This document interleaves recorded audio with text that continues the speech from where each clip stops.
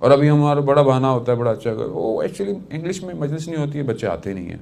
आप इंग्लिश में अच्छी मजलिस रखें, ऐसा नहीं है, लेकिन आप अपने बच्चों को बाहर अलग, जो आपकी अपनी ज़बानें भी हैं जो मुख्तलिफ हैं, वो भी सिखाएं। सिर्फ इंग्लिश पे ना, ये इंग्लिश का जहन में डालकर एक तो हमें, क्योंकि अभी तक, क्योंकि ये पूरा इंडियन ओशन कह लें या इंडिया पूरा कह लें, पाकिस्तान, इंडिया, जो भी पूरा हिंदुस्तान, ग्रेटर हिंदुस्तान कह लें आप इसको, ये सब हम उसी जगह के लोग हैं।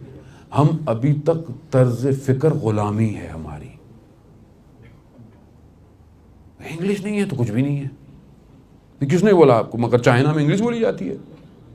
चाइना सुपर पावर है, इकोनॉमिकल सुपर पावर है, इंग्लिश बोली जाती है। उनका तो कोई एप्लीकेशन सॉफ्टवेयर है ही नहीं इंग्लिश के अंदर, उनकी तो विंडोज भी चाइनीज के अंदर है।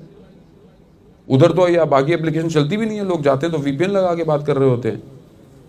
क्यों? They build it.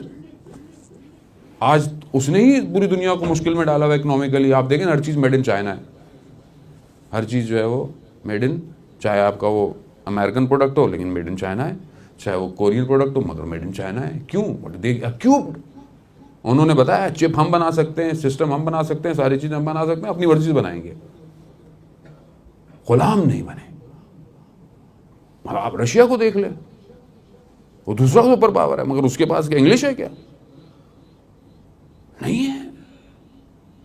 हमारे जहन में क्यों डाला गया?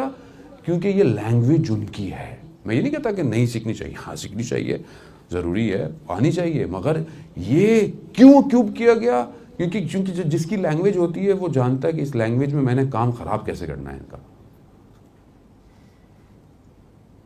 या तो अच्छे स्पीकर ही नहीं बनने देता, या बनता है तो फिर उनको अपनी तरफ ले आता है, जो आपके सामने पिछले कई अरसे से हुआ है।